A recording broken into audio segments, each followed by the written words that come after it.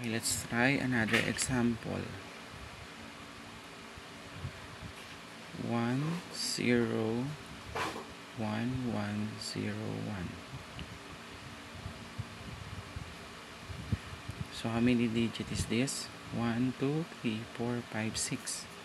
So yung ating guide ay 1 2 4 8 16 and 32. So kung ilan to? 1 2 3 4 5 6. So 1 2 3 4 5 6. Okay? Next, yung value nito, yung 1, yung 0, 2, sunod-sunod lang. From right to left. 4, 8, 16, and 32. Anong sabi? Pag may 0, cross out. Cross out.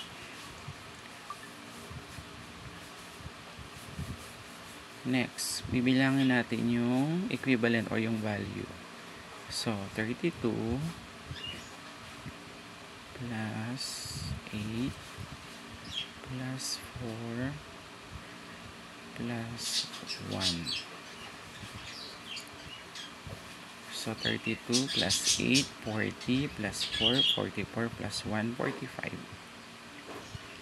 So, our answer is 45.